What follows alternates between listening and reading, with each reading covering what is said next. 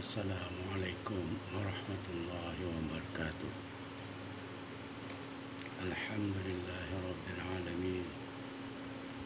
Wassalatu wassalamu ala asyrafil mursalin Sayyidina wa nabiyina Muhammadin wa ala alihi wa sahbihi wa barik wa sallim ajma'in. Amma ba'du. Alhamdulillah wa syukurillah. Sampai saat ini kita masih diberikan Allah umur yang panjang dan diberikannya kesehatan sehingga kita dapat bersama-sama untuk mengkaji ilmu Al-Quran. Kita melanjutkan surah Al-Fatihah, yaitu surah yang kelima.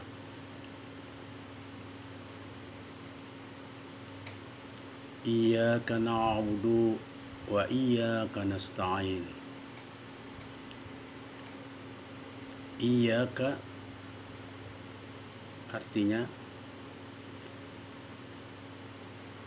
hanya Engkaulah. Na'budu kami menyembah. Wa iyyaka dan hanya kepada Engkaulah. Nasta'in kami meminta pertolongan. Iyyaka itu adalah domir, disebut domir muttasil nasab. Tasrifnya adalah iyahu, iyahuma, iyahum, iyaha, iyahuma, iyahunna, iyaka, iyakuma, iyakum, iyaki, iyakuma, iyakunna, iyaya, iyana. Itulah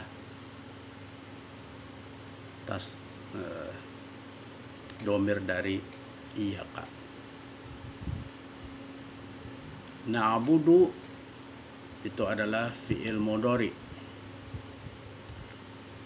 Cirinya adalah ada na di muka. Na'budu domirnya adalah nahnu, yaitu kami. Na'budu kami menyembah atau kami akan menyembah. Karena fi'il mudhari adalah bentuk sekarang dan akan datang. Wahnya itu adalah al-atfu atau huruf atop. Kata sambung wa artinya dan. Iyaka sama dengan di muka, hanya kepada Engkau. Kanya itu kanya domir kepada Allah. Nasta'in, nasta'in kami memohon pertolongan. Kalau asta'in saya memohon pertolongan. Ini nasta'in kami memohon pertolongan. Na'budu diambil dari kata ibadat, kepatuhan dan ketundukan yang ditimbulkan oleh perasaan terhadap kebesaran Allah sebagai Tuhan yang disembah, karena keyakinan bahwa Allah mempunyai kekuasaan yang mutlak terhadapnya. Nasta'in minta pertolongan terambil dari kata isti'anah, mengharapkan bantuan untuk dapat menyelesaikan suatu pekerjaan yang tidak sanggup dikerjakan dengan tenaga sendiri. Ketaatan dan ibadah kami hanya untuk-Mu ya Allah. Kami memohon pertolongan dalam segala masalah hanya kepadamu. Hanya untuk-Mu kami beribadah. Hanya kepadamu pula kami meminta pertolongan.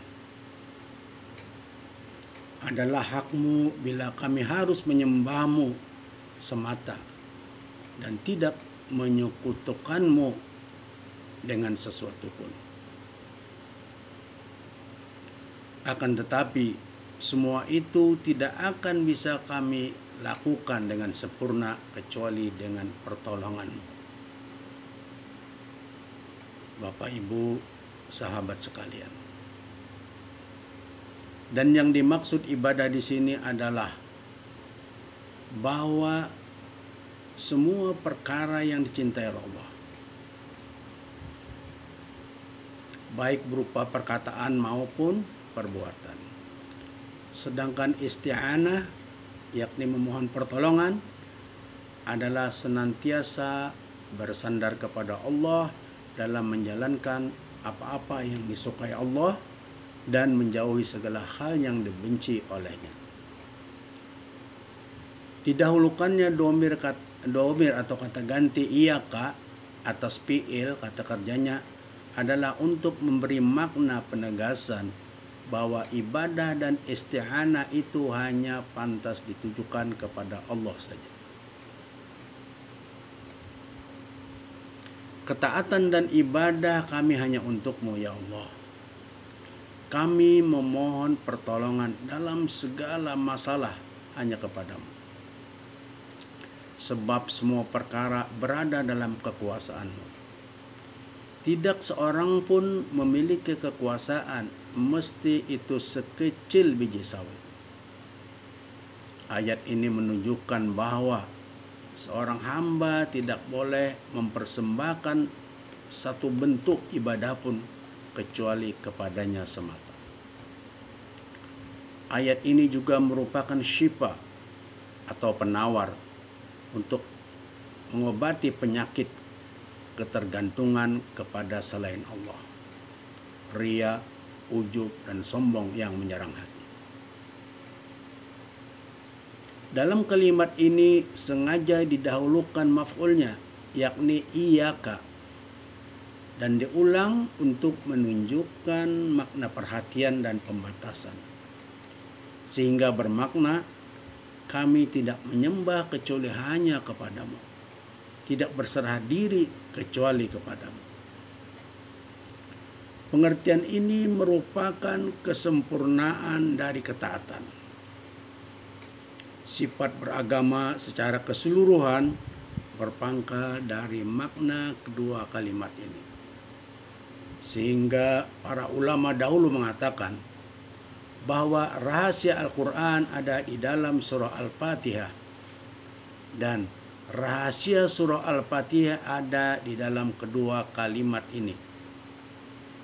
Sebab kalimat yang pertama menunjukkan makna bebas dari syirik, sementara yang kedua bebas dari daya dan kekuatan serta menyerah bulat-bulat kepada Allah. Pengertian yang sama juga terdapat pada firman Allah yang berbunyi, fa'budu wa tawakkal 'alaihi wa ma rabbuka bighafilin 'amma ta'malun. Yang artinya, maka sembahlah Dia dan bertawakallah kepadanya, dan sekali-kali Tuhanmu tidak lalai dari apa yang kamu kerjakan. Quran surah Hud surah ke-11 ayat 123. Dan ayat di dalam surah Al-Mujammil, yakni ayat surah ke-73 ayat 9 yang berbunyi, Rabbul masyriqi wal maghribi la ilaha illa huwa fattakhidhu wakila. Yang artinya, Dialah Tuhan timur dan barat, tiada Tuhan yang berhak disembah melainkan Dia. Maka ambillah Dia sebagai pelindung. Perlu digarisbawahi bahwa ayat-ayat surah Al-Fatihah adalah pengajaran Allah kepada manusia bagaimana bermohon kepadanya, bagaimana mengucapkan pujian, dan apa yang terpenting dimohonkan. Dari kelompok pertama ayat-ayat surah Al-Fatihah, yakni dari ayat pertama hingga ayat keempat, diketahui bahwa sebelum bermohon, seseorang hendaknya mempersiapkan jiwa raganya sehingga segala sesuatu yang dapat menghalangi pengabulan permohonannya dapat disingkirkan. Lebih-lebih jika dimohonkan adalah petunjuk Allah Subhanahu wa taala. ketika itu jiwa dan pikiran harus bersih dari segala macam keangkuhan. Karena jiwa yang dipenuhi keangkuhan serta dikuasai oleh kesesatan tidak akan dapat menerima hidayah.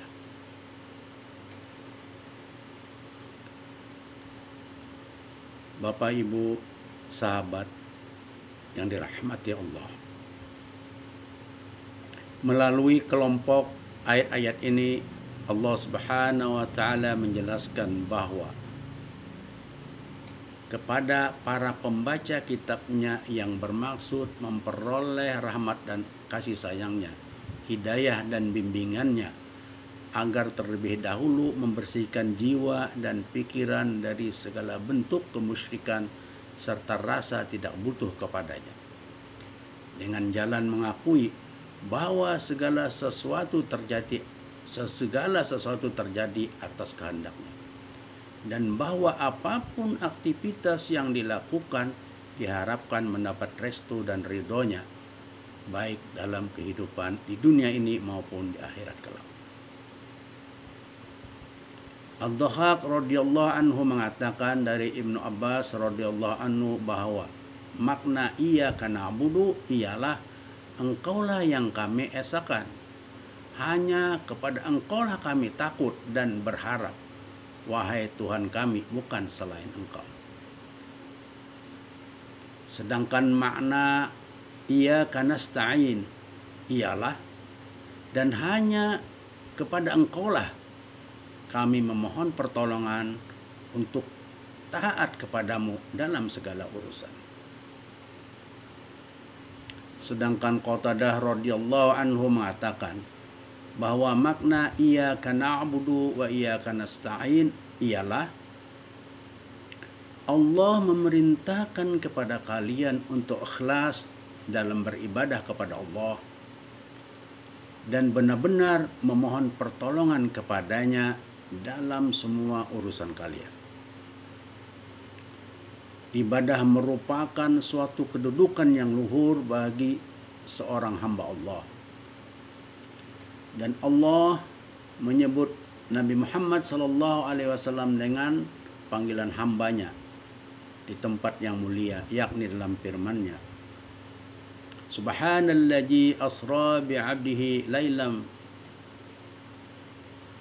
Saya ulangi, subhanalladzi asra bi'abdihi lailan. Maha suci Allah yang telah memperjalankan hambanya pada suatu malam. Surah Quran Al-Isra 17 ayat 1. Dan pada firman-Nya di dalam surah Al-Kahfi surah ke-18 ayat 1 yang berbunyi, Alhamdulillahilladzi anzala ala 'abdihil kitab, yang artinya segala puji bagi Allah yang telah menurunkan Alkitab, yakni Al-Quran, kepada hambanya. Sebagian ulama berkata, Allah Azza wa Jalla telah menempatkan kalimat doa yang agung ini di dalam surah-surah ini. Sebagiannya berisi kumpulan sanjungan untuk Allah, sementara sebagian lainnya berisi kumpulan permohonan yang diajukan kepadanya.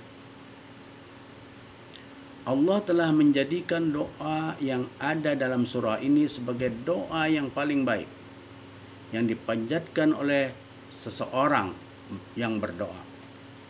Sebab doa ini merupakan firman Allah diucapkan oleh Tuhan semesta alam. Dengan demikian, ketika kamu berdoa, maka sesungguhnya kamu sedang berdoa dengan doa yang merupakan firman-Nya yang Dia ucapkan. Sementara dalam hadis dijelaskan, laisa syai'in akrama 'ala Allahi minad du'a. Tidak ada sesuatu pun yang lebih mulia di sisi Allah daripada doa, menurut satu pendapat. Maka firman Allah tersebut adalah, berikanlah petunjuk kepadamu untuk mengamalkan sunnah-sunnah Rasulmu dalam melaksanakan kewajiban-kewajibanmu.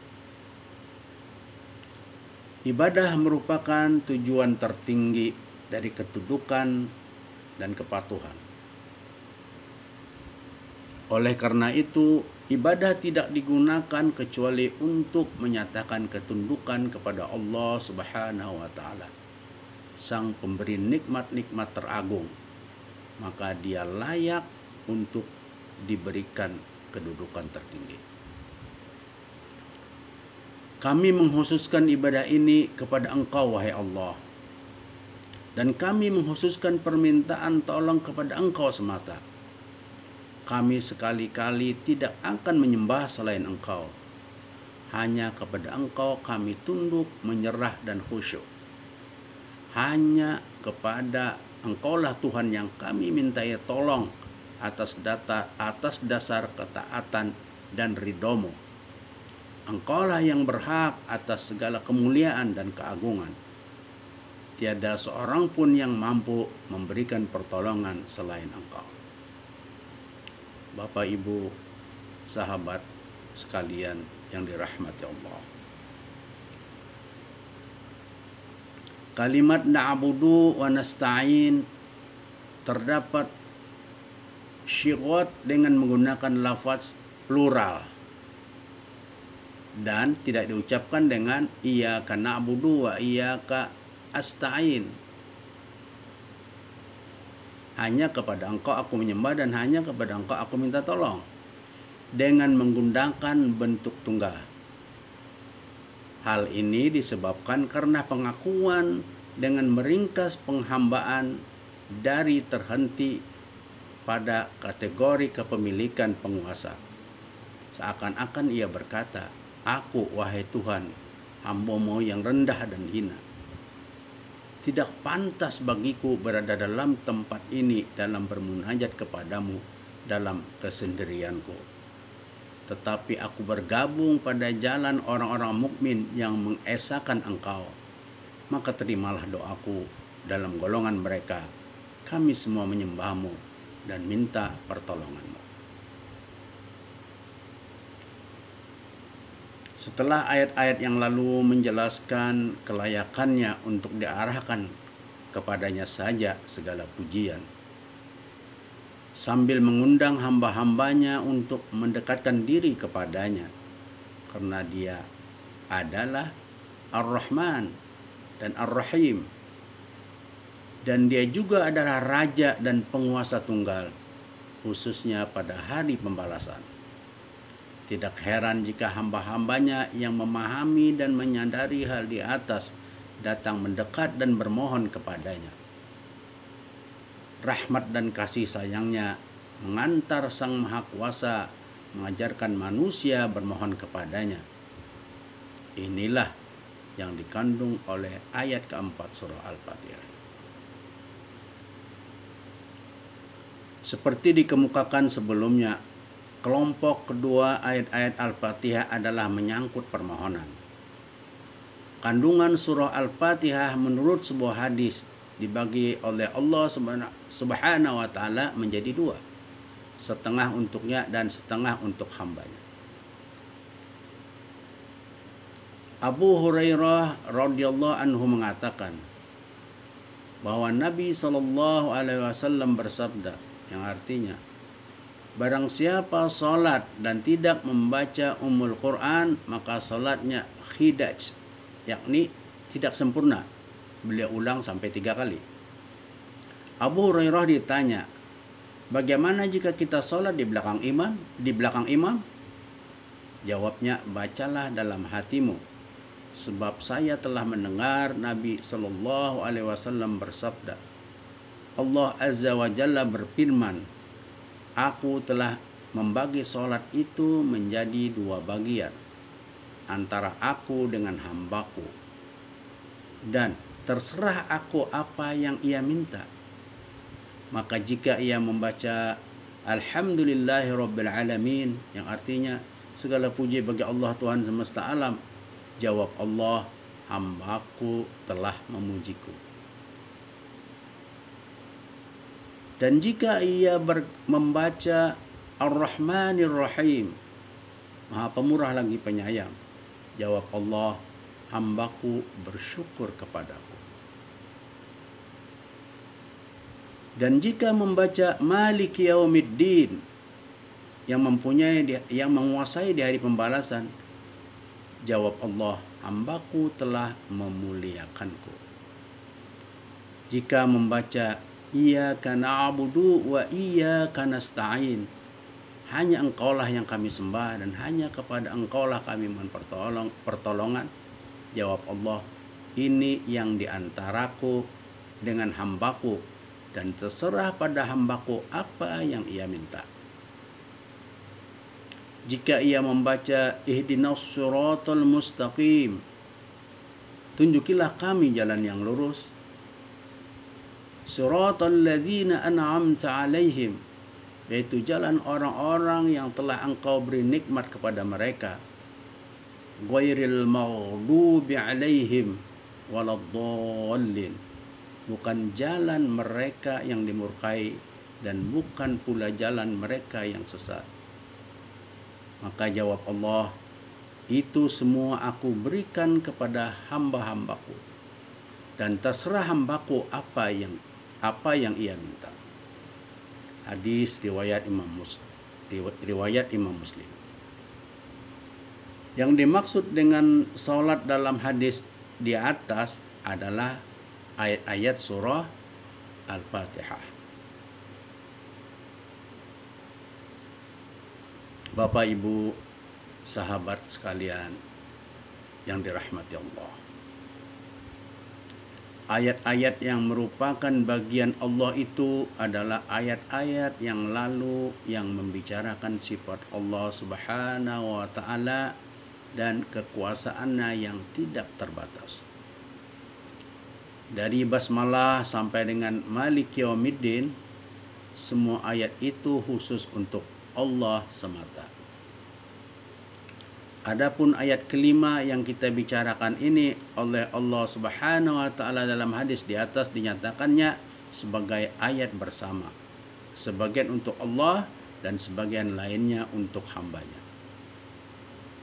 Yang untuk Tuhan adalah pernyataan Iyyaka na'budu, sedang untuk hambanya dimulai dengan permohonan wa iyyaka nasta'in sampai akhir surah. Redaksi ayat ihdinas iyyaka na'budu wa iyyaka nasta'in, hanya kepadamu kami mengabdi dan hanya kepadamu kami memohon pertolongan, adalah bukti bahwa kalimat-kalimat tersebut adalah pengajaran. Ia diajarkan Allah agar kita ucapkan, karena mustahil Allah yang Maha Kuasa itu berucap demikian bila bukan untuk tujuan pengajaran. Memang kita dapat berkata bahwa ayat-ayat Al-Quran dapat dibagi dalam 3 kategori. Ditinjau dari segi pengucap pertama atau dengan kata lain pemilik kata-katanya. Kategori pertama, ucapan atau kalimat yang sejak semula merupakan firman-firmannya kepada Nabi Musa alaihissalam, yang artinya, sesungguhnya aku adalah Tuhanmu, maka bukalah alas kakimu, sesungguhnya engkau sedang berada di lembah yang suci. Quran surah Toha surah ke-20 ayat 12. Dan firman-Nya kepada malaikat, sesungguhnya aku akan menciptakan khalifah di bumi. Quran surah Al-Baqarah ayat 30. Kategori kedua adalah firman-firman-Nya yang mengabadikan ucapan makhluknya, seperti Nabi Muhammad SAW kepada Abu Bakar radhiyallahu an ketika mereka berada dalam gua. Jangan bersedih, sesungguhnya Allah bersama kita. Atau ucapan seorang Yahudi, Nasrani dan lainnya. Kategori ketiga adalah firman-firman Allah tetapi merupakan pengajaran buat makhluk untuk mengucapkan kata serupa. Ini terbagi dua.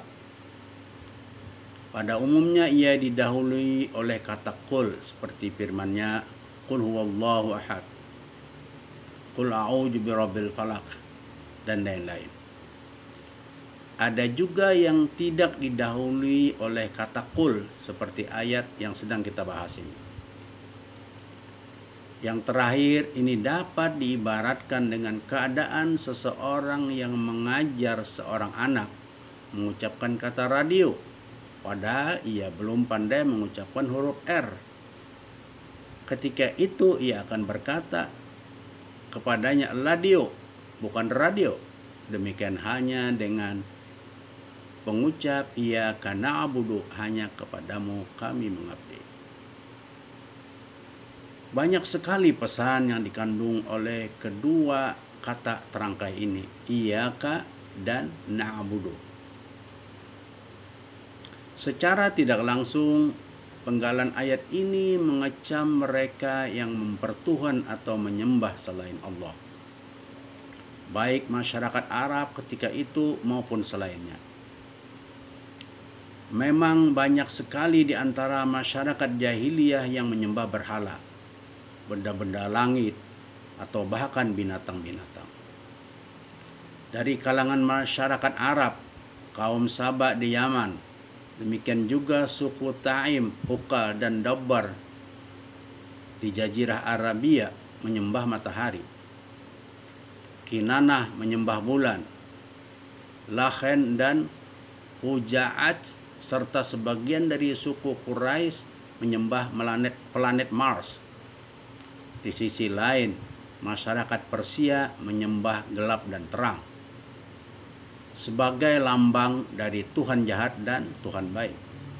Sebagian masyarakat Sudan bahkan menyembah binatang seperti ular.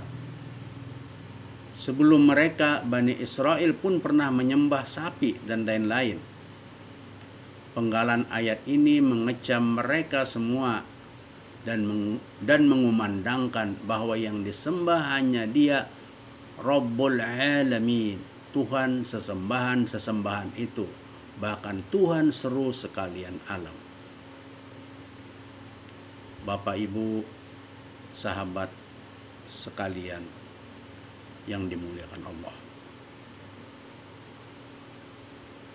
iyyaka merupakan kata yang menunjuk kepada persona kedua. Dalam hal ini yang dimaksud adalah Allah Subhanahu wa Ta'ala. Sebelum ayat ini, redaksi yang digunakan ayat-ayat Al-Fatihah semuanya berbentuk persona ketiga, dengan nama Allah yang Maha Rahman lagi Maha Rahim. Segala puji bagi Allah, pemelihara seluruh alam, yang Maha Rahman lagi Maha Rahim, pemilik dari pembalasan. Tiba-tiba di sini redaksi diubah ke bentuk persona kedua. Hanya kepadamu kami mengabdi dan hanya kepadamu kami memohon pertolongan. Ini berarti ayat di atas dengan mengajarkan untuk mengucap iyyaka menurut pembacanya agar menghadirkan Allah dalam benaknya. Bukankah jika Anda berkata rumah si A, maka yang muncul dalam benak di samping rumah juga pemilik rumah, yakni si A.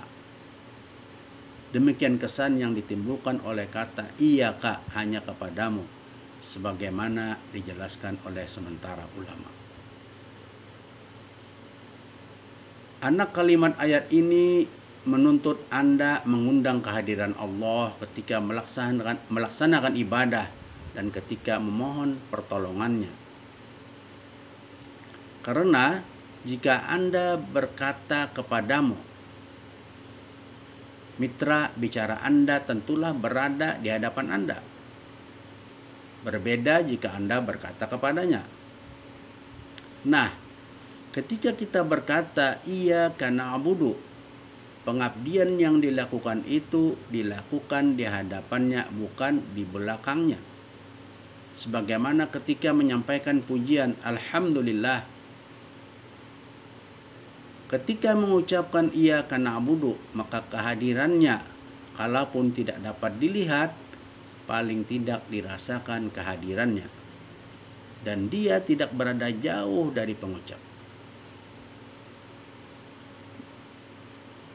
Disinilah pengawasan itu tampil ke permukaan seperti hakikat ihsan yang dijelaskan Rasul Shallallahu Alaihi Wasallam ketika malaikat Jibril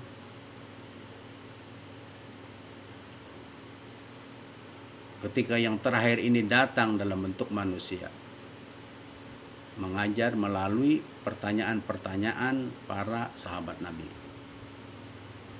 Ketika itu Nabi menjelaskan bahwa ihsan adalah mengabdi kepada Allah seakan-akan engkau melihat, dan bila engkau tidak melihatnya maka rasakan atau yakinkanlah bahwa dia melihatmu. Hadis riwayat Imam Bukhari melalui Umar bin Khattab radhiyallahu anhu. Di samping itu, redaksi iyaka mengandung arti penghususan, yakni tidak ada selain engkau. Ibadah yang dilakukan tidak kepada siapapun kecuali kepada Allah Subhanahu wa taala. Jika demikian, pandangan hati sepenuhnya hanya kepadanya, dan dengan demikian untuk kedua kalinya muncul hakikat pengawasan yang menjadi tema utama surah Al-Fatihah. Ini diperkuat oleh kata ibadah yang intinya adalah penyerahan diri secara penuh kepada Allah. Bapak, Ibu, Saudara sekalian yang dirahmati Allah. Kata na'budu biasa diterjemahkan dengan menyembah, mengabdi, dan taat. Dari akar kata yang sama dibentuk kata Abdullah yang arti harfiahnya adalah hamba Allah. Dalam kamus-kamus bahasa, abdun atau abdi mempunyai sekian banyak arti. Ada di antaranya yang bertolak belakang. Kata tersebut dapat menggambarkan kekokohan tapi juga kelemah lembutan. Abdun dapat berarti hamba sahaya, anak panah yang pendek dan lebar. Makna ini menggambarkan kekokohan. Dapat juga berarti tumbuhan yang memiliki aroma yang harum. Ini menggambarkan kelemah lembutan. Apabila seorang menjadi abdun atau hamba sesuatu, anggaplah sebagai abdi negara.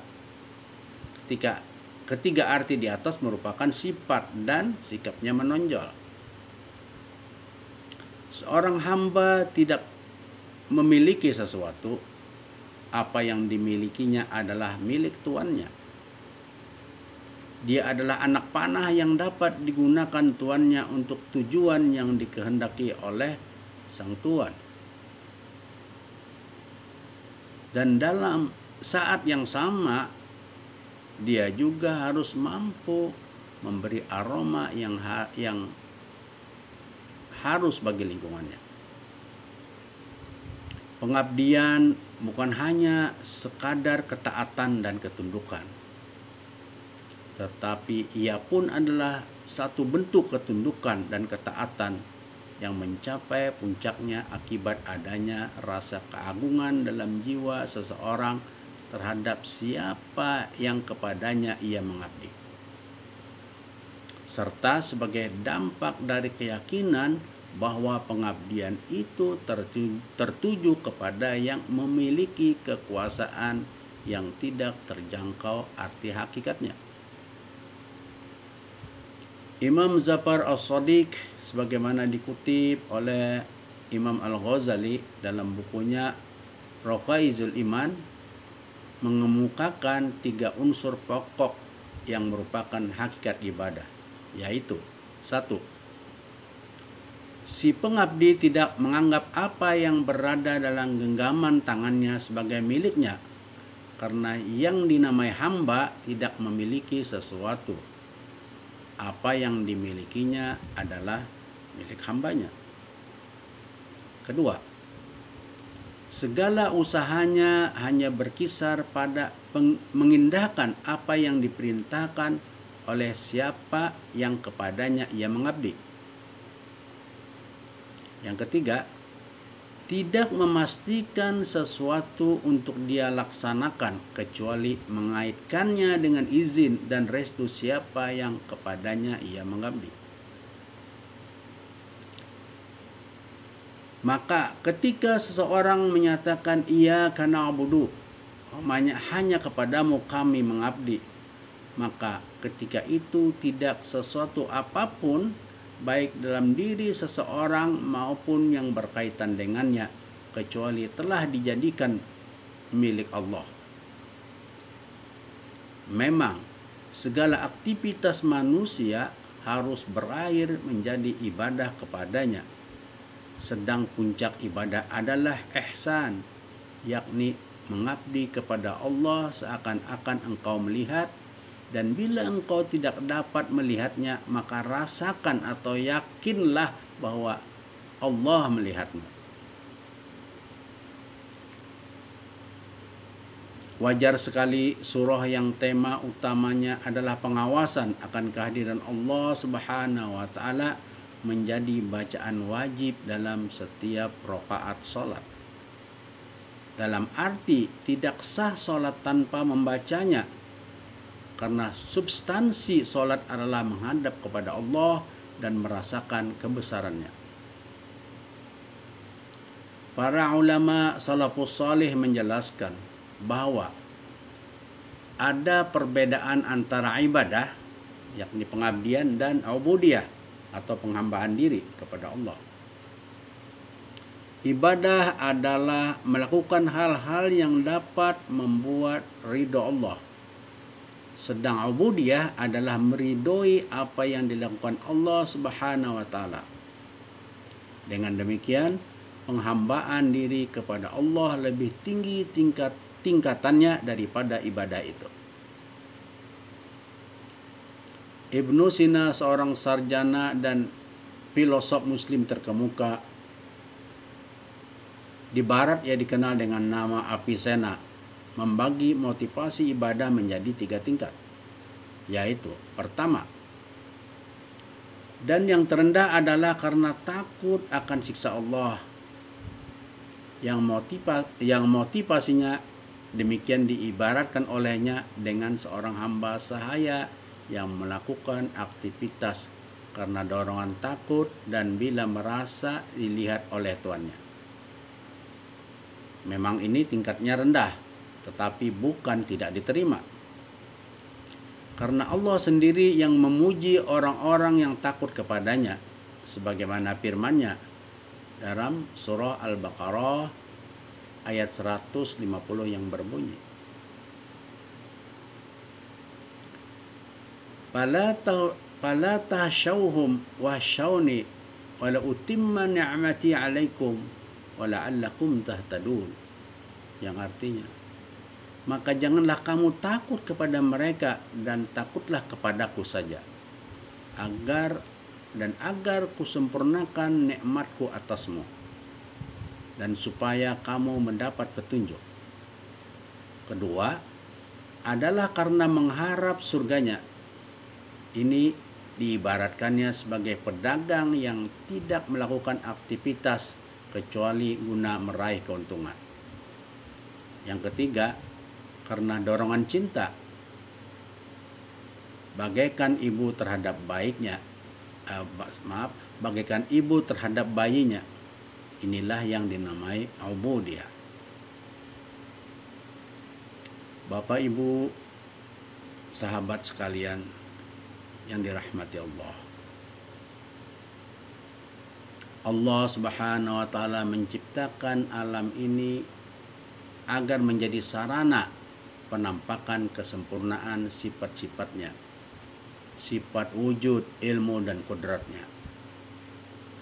Dia menjadikan penerimaan manusia atas kesempurnaan melalui tolok ukur kadar pengetahuan mereka tentang ilmu dan kodrat.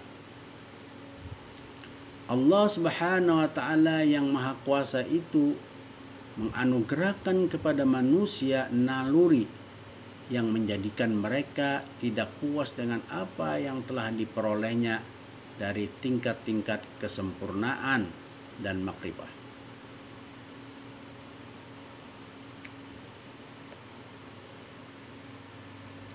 Allah juga membimbing mereka menuju kepada apa yang dapat digunakannya mencapai tujuannya itu, agar mereka dapat meraih ketinggian derajat di hari kemudian melalui ketinggian derajat di dunia ini. Selanjutnya Allah Subhanahu wa taala menjadikan potensi mereka untuk meraih segala macam kebajikan duniawi dan ukhrawi bergantung pada pengajaran utusan-utusannya yang diberinya wahyu tentang prinsip-prinsip kebajikan.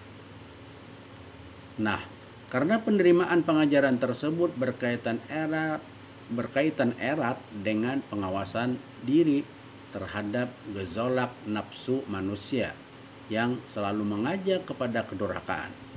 Sedang pengawasan diri itu membutuhkan kesadaran Dia, yakni Allah, yang dapat menganugerahkan kebajikan dan sanksi. Dari sini maka ibadah disyariatkan agar manusia selalu ingat kepadanya, karena ketersembunyian zatnya akibat jalal, yakni keagungan, keindahan, dan kebesaran yang disandangnya, dapat menjadikan manusia lupa bila tidak diingatkan melalui ibadah kepadanya. Demikian ahli tafsir Tafsir Ibnu Asyur. Kita jangan menduga bahwa dari penjelasan di atas bahwa Allah membutuhkan ibadah manusia. Tidak. Ibadah merupakan kebutuhan manusia lebih daripada suatu kewajiban. Manusia adalah makhluk sosial. Ia tidak dapat hidup kecuali dengan bantuan pihak lain. Tetapi manusia seringkali bersifat egois, ingin menang sendiri. Padahal demi kemaslahatan bersama, keadilan harus ditegakkan. Oleh karena itu, Allah Subhanahu wa taala menetapkan syariat dan menjelaskan sanksi dan ganjaran agar dengan demikian setiap orang sadar dan takut kepadanya, dalam rangka mengingatkan manusia tentang kehadiran Allah serta sanksi dan ganjarannya, serta mengingatkan pula mereka akan perjalanan hidupnya hingga menemui Allah kelak. Dalam rangka itulah antara lain Allah mensyariatkan ibadah. Tanpa mengingat Allah dan mengingat sanksi dan ganjarannya, serta tanpa takwa, yakni supaya menghindari siksanya, hidup manusia sebagai individu dan masyarakat akan sangat terganggu dan diliputi oleh rasa tidak aman. Demikian itu ibadah merupakan kebutuhan individu dan masyarakat. Perlu diingat bahwa ibadah atau pengabdian yang dimaksud dalam ayat kelima ini tidak terbatas pada hal-hal yang diungkapkan ahli hukum Islam, yakni fikih, yakni tentang sholat, puasa, zakat, dan haji, tetapi juga mencakup segala macam aktivitas manusia, baik pasif maupun aktif, sepanjang tujuan dari setiap gerakan dan langkah itu adalah Allah, sebagaimana tercermin dalam pernyataan yang diajarkan Allah, inna solati wa nusuki wa mahyaya wa mamati lillahi rabbil alamin. Sesungguhnya salatku, ibadahku, hidup dan matiku kesemuanya demi karena Allah, memelihara seluruh alam. Quran Surah Al-An'am Surah 6 ayat 160. Penggalan ayat ini menggunakan bentuk jamak. Hanya kepadamu kami mengabdi dan hanya kepadamu kami meminta pertolongan. Kata kami atau kekamian dan kebersamaan yang digunakan oleh ayat ini mengandung sebuah pesan. Pertama, untuk menggambarkan bahwa ciri khas ajaran Islam adalah kebersamaan. Saya ulangi. Untuk menggambarkan bahwa ciri khas ajaran Islam adalah kebersamaan. Seorang muslim harus selalu merasa bersama orang lain, tidak sendirian. Atau dengan kata lain, setiap muslim harus memiliki kesadaran sosial. Nabi SAW bersabda yang artinya, hendaklah kamu selalu bersama-sama, yakni bersama jamaah, karena serigala hanya menerkam domba yang sendirian. Keakuan seorang muslim harus lebur secara konseptual bersama aku-aku lainnya, sehingga setiap muslim menjadi seperti yang digambarkan oleh Nabi SAW, bagaikan satu jasad yang merasakan keluhan bila satu organ merasakan penderitaan. Kesadaran akan kebersamaan ini tidak terbatas hanya antara sesama muslim atau sebangsa, tetapi mencakup seluruh manusia. Kesadaran tersebut ditanamkan dalam diri setiap pribadi atas dasar prinsip bahwa seluruh manusia adalah satu kesatuan. Semua kamu berasal dari Adam, sedang Adam diciptakan dari tanah. Rasa inilah yang menghasilkan kemanusiaan yang adil dan beradab. Sehingga pada akhirnya, sebagaimana dikatakan oleh sementara ahli, seseorang yang diperkaya dengan kesadaran menyangkut keterikatannya dengan sesamanya tidak akan merasakan apapun kecuali derita umat manusia, serta tidak akan berupaya kecuali mewujudkan kesejahteraan manusia. Dia akan berkawan dengan sahabat manusia seperti pengetahuan, kesehatan, kemerdekaan, keadilan, keramahan, dan sebagainya. Dan dia akan bertemu dengan musuh manusia seperti kebodohan, penyakit, kemiskinan, prasangka, dan sebagainya. Yang kedua, yang dikandung oleh penggunaan kata kami dalam ayat hanya kepadamu kami mengabdi di atas berkaitan dengan bentuk ibadah yang seharusnya dilakukan oleh setiap muslim, yaitu ibadah hendaknya dilaksanakan secara bersama, jangan sendiri-sendiri. Karena itu, jika kita melakukannya sendiri, kekurangan kita lakukan langsung disoroti dan kita sendiri yang mempertanggungjawabkannya. Tetapi bila kita melakukannya secara bersama-sama, orang lain yang bersama kita akan menutupi kekurangan ibadah kita.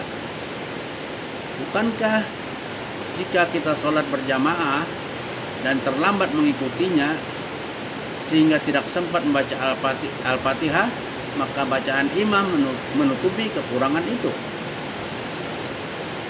Bukankah jika kita membeli buah hanya sebiji, kita akan menelitinya dengan seksama, sehingga jika ada kekurangan biar sedikit, kita akan membatalkan pembelian atau meminta gantinya.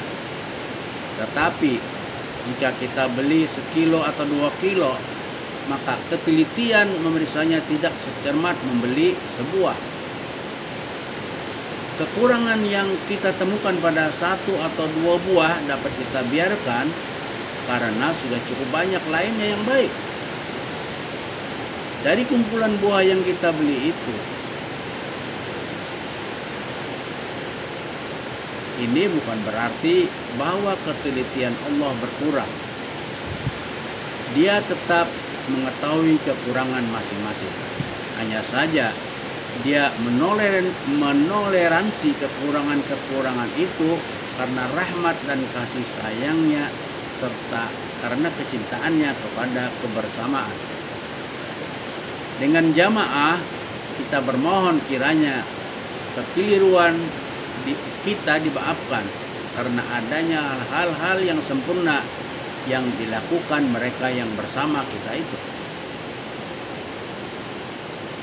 Bapak Ibu sahabat sekalian yang dirahmati Allah. Seseorang yang membaca Iyyaka na'budu, hanya kepadamu kami mengabdi, dengan menonjolkan kekamiannya, pada hakikatnya menanamkan ke dalam jiwanya sambil mengadu kepada Allah bahwa ibadah yang sedang dilakukannya itu masih belum mencapai kesempurnaannya, masih belum mencapai kesempurnaan. Sholatnya belum khusyuk, pikirannya masih melayang, sujudnya belum sempurna, bacaan-bacaannya belum terhayati, dan sebagainya. Namun demikian, ia seakan-akan berkata kepada Tuhan, "Ya Allah, aku datang bersama yang lain, yang lebih sempurna ibadahnya daripada aku. Gabungkanlah ibadahku dengan ibadah mereka, agar engkau menerima pula ibadah." Dengan bentuk jamak yang mengandung makna kebersamaan itu,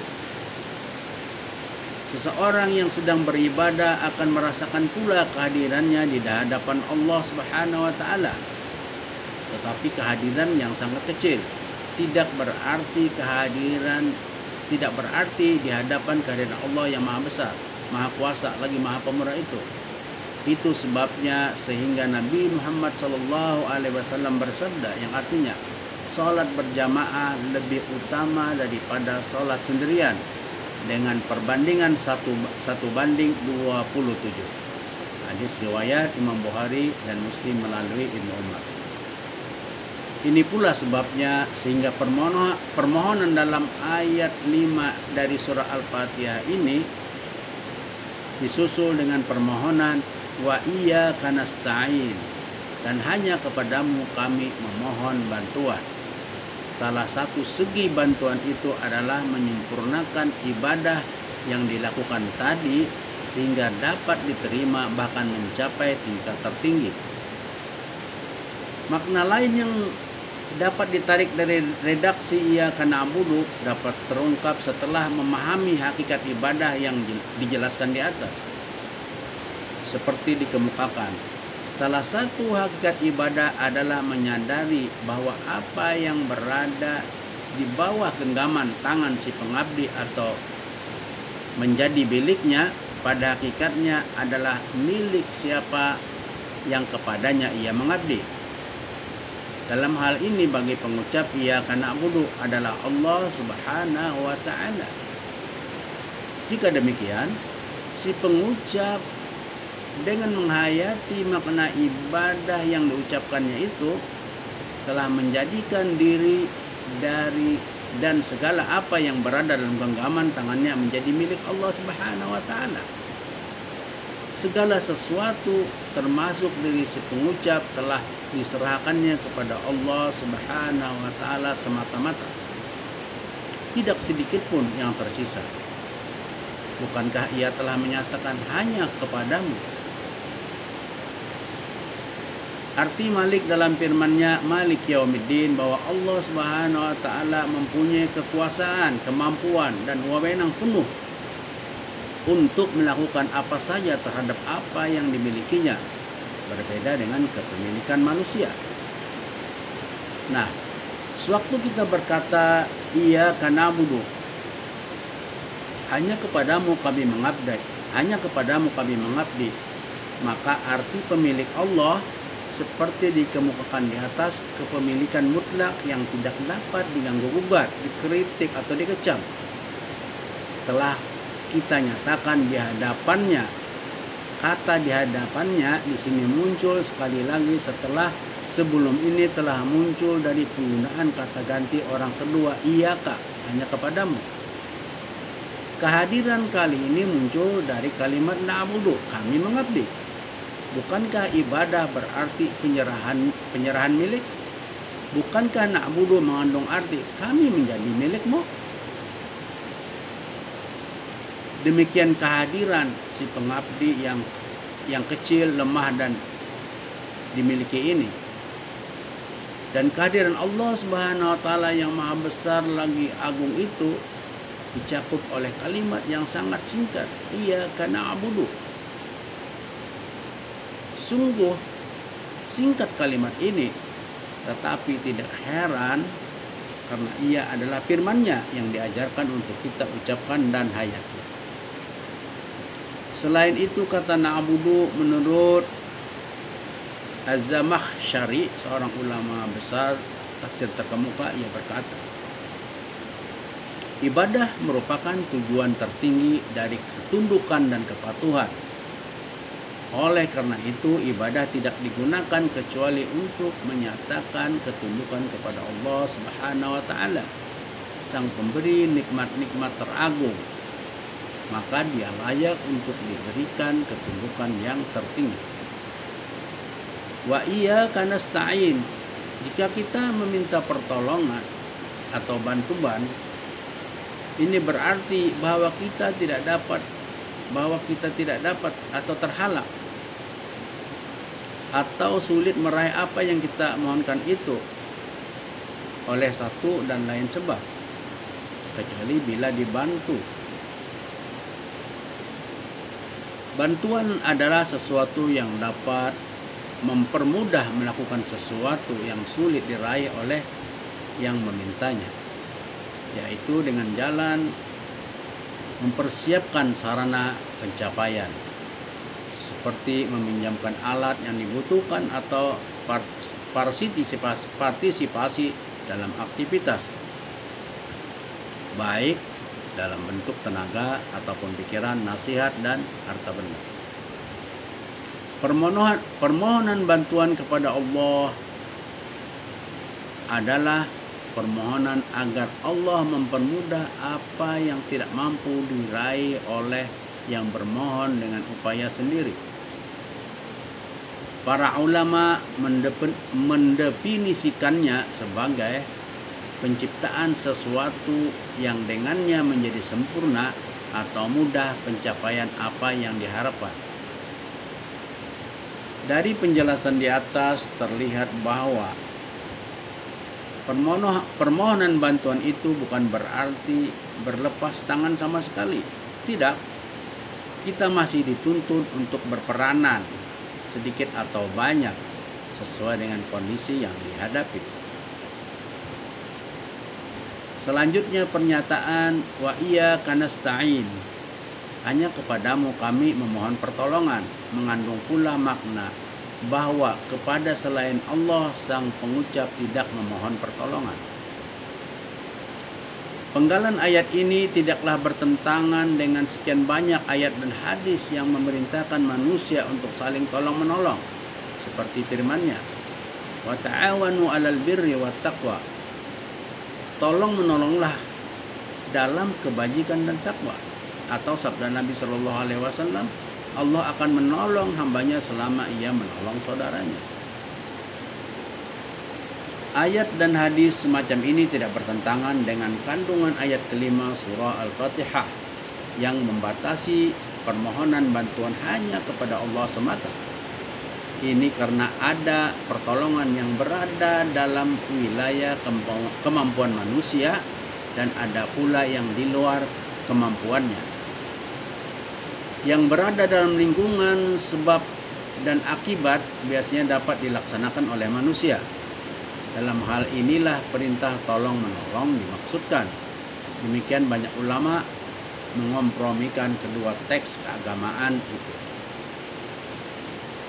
Dapat juga dikatakan bahwa dalam kehidupan ini ada yang dinamai hukum-hukum, ada yang dinamai hukum-hukum alam atau sunnatullah, yakni ketetapan Tuhan yang lazim berlaku dalam kehidupan nyata, seperti hukum-hukum sebab dan akibat. Manusia mengetahui sebagian dari hukum-hukum tersebut. Ambillah sebagai misal seorang yang sakit. Ia lazimnya dapat sembuh apabila berobat dan mengikuti saran-saran dokter. Di sini dianjurkan untuk meminta pertolongan dokter. Tetapi jangan duga bahwa dokter atau obat yang diminum yang menyembuhkan penyakit yang diderita itu. Tidak. Jangan duga bahwa dokter atau obat yang diminum menyembuhkan penyakit yang diderita itu. Tidak. Yang menyembuhkan adalah Allah Subhanahu wa taala. Kenyataan menunjukkan bahwa seringkali dokter telah menyerah dalam mengobati seorang pasien, bahkan telah memperkirakan batas waktu kemampuan bertahan hidup. Namun, dugaan sang dokter tersebut meleset. Bahkan si pasien tidak lama kemudian segar bugar. Apa arti itu semua? Apa yang terjadi di sana? Yang terjadi bukan sesuatu yang lazim. Ia tidak berkaitan dengan hukum sebab atau akibat yang selama ini kita ketahui. Jika demikian, dalam kehidupan kita di samping ada yang dinamai sunnatullah, yakni ketetapan-ketetapan ilahi yang lazim berlaku dalam kehidupan nyata seperti hukum sebab dan akibat, ada juga yang dinamai inayatullah, yakni pertolongan dan bimbingan Allah di luar kebiasaan-kebiasaan yang berlaku. Ini dalam bahasa Al-Quran dinamai dengan madad. Hanya saja perlu diingat bahwa madad itu pun datang setelah ada upaya sebelumnya dari manusia. Quran surah Ali Imran surah ketiga ayat 125 menegaskan syarat ini. Ketika para sahabat Nabi Shallallahu Alaihi Wasallam mengharapkan bantuan Allah yang berada di luar hukum sunnatullah itu, yakni ketika mereka mengharapkan turunnya malaikat yang mendukung mereka dalam peperangan Uhud melawan kaum musyrik. Ayat tersebut menyatakan, Bala in tasbiru wa tattaqu wa ya'tukum min fawrihim hadha yumdirkum rabbukum bi khamsati alafin minal malaikati musawwamin. Tentu jika kamu tabah dan bertakwa dan mereka datang menyerang kamu dengan seketika itu juga, niscaya Allah menganugerahkan madad atau menolong bagi kamu dengan 5.000 malaikat yang memiliki tanda. Nah, dalam hal-hal inilah kita hanya memohon bantuan kepada Allah Subhanahu wa taala, bahkan lebih dari itu. Dapat dipertanyakan berkenaan dengan sunnatullah atau hukum-hukum alam seperti hukum sebab akibat yang disebutkan di atas. Siapakah yang mengaturnya? Siapa yang menjadikan atau mewujudkannya? Kesembuhan seorang penderita apakah disebabkan oleh obat yang diminum oleh petunjuk dokter yang ditaatinya? Keduanya tidak. Demikian jawab agamawan.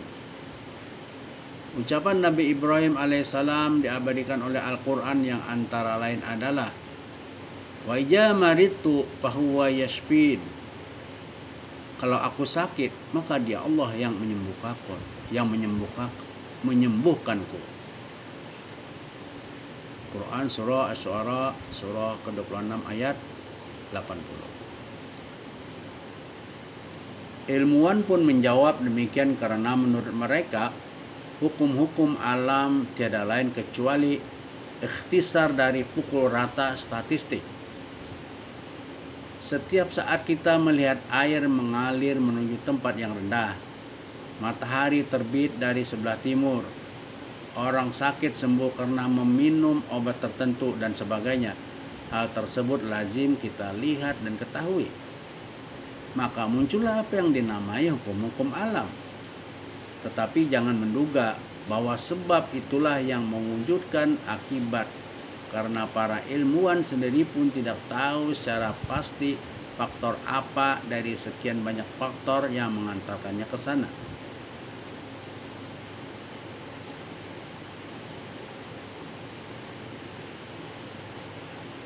Bapak Ibu, sahabat sekalian, hakikat sebab yang diketahui hanyalah bahwa dia berbarengan dengan atau terjadi sebelum terjadi akibatnya. Tidak ada suatu bukti yang dapat menunjukkan bahwa sebab itulah yang mewujudkan akibat. Sebaliknya, sekian banyak keberatan ilmiah yang tidak mendapat jawaban tuntas atas atau memuaskan terhadap pendapat yang menyatakan bahwa apa yang kita namakan sebab itu yang mewujudkan kita. Cahaya yang kita lihat sebelum terdengar suatu letusan meriam bukanlah penyebab meletusnya meriam, kata David Hume, filosof Inggris kenamaan itu. Sebelumnya Imam Al-Ghazali menulis, ayam yang selalu berkokok sebelum terbitnya fajar, bukan ia yang menerbitkan fajar itu. Apa yang kita namakan kebetulan hari ini mungkin merupakan proses dari terjadi suatu kebiasaan atau hukum alam. Demikian menurut sementara ahli pikir. Setelah ditemukannya bagian-bagian atom, elektron, dan proton, para ilmuwan masa kini mulai menyadari apa yang disebut dengan ketidakpastian, dan lahirlah salah satu prinsip ilmiah, yaitu probability. Ilmuwan kini mengakui bahwa apa yang sebelum ini diduga bahwa keadaan A pasti menghasilkan keadaan B tidak lagi dapat dipertahankan. Kini mereka berkata keadaan A boleh jadi mengakibatkan B atau C atau D atau selain itu semua. Paling tinggi yang dapat dikatakan adalah bahwa keadaan B mengandung kemungkinan yang lebih besar daripada keadaan itu. Adapun memastikannya, hal tersebut di luar kemampuan siapapun. Ia kembali kepada ketentuan takdir, apapun hakikat atau siapapun takdir itu. Demikian tulis pakar tafsir Said Qutb mengutip pendapat ilmuwan Inggris Sir James Jones. Bapak Ibu, saudara sekalian yang dirahmati Allah. Satu perusahaan asuransi dapat memperkirakan berapa jumlah mobil yang mengalami kecelakaan pada setiap tahun. Dan perkiraan mereka tidak jauh meleset berdasarkan pengalaman-pengalaman yang telah lalu. Namun, mereka tidak dapat menentukan mobil siapa yang akan tabrakan. Seorang dapat menduga dan dugaannya bisa benar menyangkut kesembuhan yang akan diperoleh penderita penyakit tertentu jika ia minum obat tertentu. Namun, ia tidak dapat memastikan unsur apa yang terdapat dalam obat itu yang mengantar kepada kesembuhan. Demikian beberapa contoh dikemukakan ilmuwan menyangkut hakikat sebab. Kita bertanya, kalau demikian, siapa yang mewujudkan segala sesuatu, termasuk hal-hal yang kita butuhkan pada saat kita menuju kepada seseorang yang meminta bantuannya? Siapa yang mewujudkan kesembuhan pada saat kita minta bantuan dokter? Siapa yang memberi kemenangan dalam perjuangan? Dan seterusnya. Jawabannya adalah Allah Subhanahu wa Ta'ala. Manusia atau alat yang digunakan seperti obat bagi kesembuhan atau senjata untuk kemenangan, kesemuanya hanyalah perantara-perantara. Dan pada akhirnya, seperti kata Einstein, apa yang terjadi semuanya diwujudkan oleh suatu kekuatan yang maha dahsyat lagi maha mengetahui, superior reasoning power, atau dalam istilah Al-Quran, Allahul Qawiyyul Alim, Allah yang maha perkasa lagi maha mengetahui. Kalau ternyata bahwa hal-hal yang secara nyata berada dalam ruang lingkup apa yang kita namakan sebab, dan akibat pun pada hakikatnya berada di bawah kekuasaan dan pengaturan Allah Subhanahu wa Ta'ala. apalagi hal yang berada di luar kemampuan manusia atau di luar hukum sebab akibat yang kita kenal, yaitu yang kita namai inayatullah. Tentu lebih menonjol lagi kekuasaan dan pengaturannya. Ini berarti kita dituntut sebelum ke dokter misalnya agar terlebih dahulu mendahulukan wajah dan jiwa kepada Allah. Memohon kiranya Allah memberikan pertolongan berupa kemudahan kepada dokter agar dapat mendiagnosa penyakit dan memberi obat yang sesuai. Sambil mengharapkan pula agar obat yang diberikannya itu sesuai sehingga penyakit yang diderita dapat sembuh. Demikian juga sebelum melangkahkan kaki ke rumah teman untuk meminjam sesuatu, hadapkanlah jiwa kepada Allah. Semoga dia memberi kemampuan kepada teman yang dituju untuk membantu, dan semoga Allah melunakkan hatinya sehingga ia tergugah untuk meringankan beban kita. Demikian seterusnya.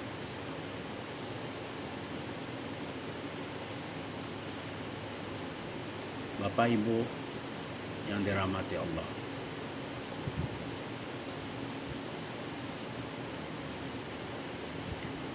tidak ada alasan untuk meragukan adanya inayatullah ini, karena tidak ada perbedaan antara peristiwa yang terjadi sekali dan peristiwa yang terjadi berulang-ulang kali selama kita percaya bahwa yang mewujudkan adalah Allah, Tuhan yang Maha Kuasa lagi Maha Bijaksana. Nah, kalau demikian itu halnya menjadi sangat logis apabila ayat kelima surah Al-Fatihah ini mengajarkan kepada kita dengan menegaskan iyyaka na'budu wa iyyaka nasta'in. Wa iyyaka nasta'in, dan hanya kepadamu kami memohon bantuan.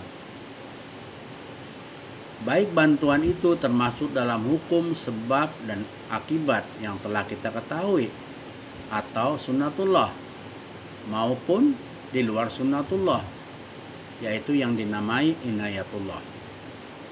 Namun sekali lagi harus diingat bahwa pertolongan Allah yang berada di luar hukum sebab dan akibat itu tidak dapat terjadi atau diperoleh tanpa mengikuti petunjuk yang telah digariskan olehnya. Dalam Quran surah Ali Imran telah dikutip di atas, yaitu kesabaran dan takwa. Ayat lain menegaskan bahwa wasta'inu bis-sabri was-shalah, mintalah bantuan kepada Allah melalui kesabaran dan salat, yakni doa.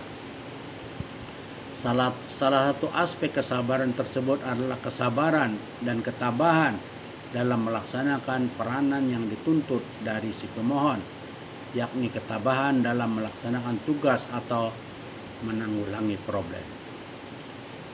Tetapi kerja keras dan ketabahan saja belum cukup untuk mencapai bantuan ilahi.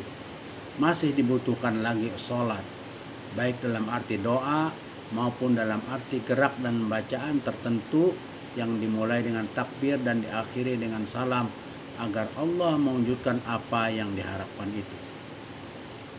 Dalam sebuah hadis yang cukup panjang antara lain, Nabi Muhammad SAW bersabda yang artinya, Allah akan selalu memberi bantuan kepada seseorang selama ia memberi bantuan kepada saudaranya atau sesama manusia. Kalau demikian, bantuan Allah yang didambangkan akan datang melalui kerjasama antara manusia. Sebagai makhluk sosial, setiap orang harus sadar bahwa ia bergantung kepada pihak lain, di mana kebutuhannya tidak dapat terpenuhi melalui usahanya atau usaha kelompoknya, bahkan usaha bangsanya sendiri. Hidup baru mungkin dan terasa nyaman apabila dibagi dengan orang lain, sehingga masing-masing berperan serta dalam menyediakan kebutuhan bersama. Kehidupan masyarakat yang sehat adalah pada saat setiap anggotanya menghargai anggota yang lain. Betapapun terdapat perbedaan pendapat, ras, suku atau kepercayaan dan agama, kesemuanya anggota masyarakat harus menghargai aturan, kode etik, batasan, serta menawarkan cinta kasih kepada anggota masyarakat lainnya. Dengan demikian, setiap orang tidak menginginkan untuk orang lain apa yang tidak diinginkan olehnya sendiri. Kalau ini dapat diwujudkan, syarat pertama dari kehadiran bantuan ilahi telah terpenuhi. Bapak Ibu,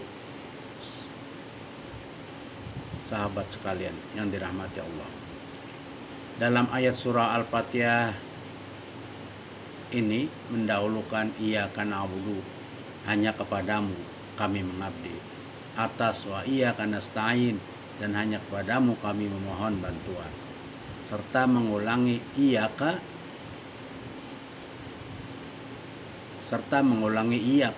hanya kepada engkau atau hanya kepadamu. Ibadah merupakan upaya mendekatkan diri kepada Allah. Karena itu ia lebih wajar untuk didahulukan daripada meminta pertolongannya. Bukankah sebaiknya kita mendekat sebelum meminta? Di sisi lain, ibadah dilakukan oleh yang bermohon, sedang meminta bantuan adalah mengajak pihak lain untuk ikut serta. Memulai dengan upaya yang dilakukan sendiri lebih wajar didahulukan daripada upaya dengan meminta bantuan pihak lain. Selanjutnya, salah satu hal yang diharapkan bantuannya adalah menyangkut ibadah itu sendiri, sehingga menjadi sangat wajar menyebut ibadah terlebih dahulu, yang merupakan azam dan kebulatan tekad si pemohon. Baru kemudian memohon agar dibantu antara lain dalam meraih kesempurnaan ibadah dimaksud. Ini dari segi makna, sedang dari segi redaksi adalah lebih tepat menyebut nasta'in sebagai akhir ayat agar iramanya sama atau mirip dengan ayat sebelum dan sesudahnya. Pengulangan kata iyyaka, hanya kepada engkau, perlu karena iyyaka yang berkaitan dengan ibadah mengandung arti penghususan mutlak. Tidak diperkenankan memandukan motivasi ibadah dengan apapun selain Allah. Karena kalau demikian, bila unsur keikhlasan dan muncul unsur pamrih atau riya. Saya ulangi, tidak diperkenankan memadukan motivasi ibadah dengan apapun selainnya. Maaf, saya ulangi sekali lagi. Tidak diperkenankan memadukan motivasi ibadah dengan apapun selain Allah. Karena kalau demikian hilang unsur keikhlasan dan muncul unsur pamrih atau riya. Sedang dalam meminta bantuan, memang tidak ada salahnya meminta pula bantuan kepada selain Allah dalam hal-hal yang termasuk hukum sebab dan akibat. Dalam arti telah dijelaskan sebelumnya. Bukankah Allah memerintahkan kita untuk tolong menolong? Tetapi harus disadari bahwa hakikat bantuan yang diharapkan itu tidak dapat wujud tanpa izin dan restu Allah Subhanahu wa taala. Demikian Bapak Ibu penjelasan kita tentang iyyaka na'budu wa iyyaka nasta'in yang cukup panjang. Mohon maaf atas segala kekurangan. Sebelum kita mengakhiri, kita berdoa. Allahumma aftah alaina hikmataka wansur alaina rahmataka wa zakirna ma nasina ya jal jalali ikram. Subhanakallahumma wa bihamdika asyhadu an la ilaha illa anta astaghfiruka wa atubu ilaik. Demikian Bapak Ibu, sahabat sekalian, sekali lagi mohon maaf bila ada kekurangan. Mohon maaf bila ada kesalahan.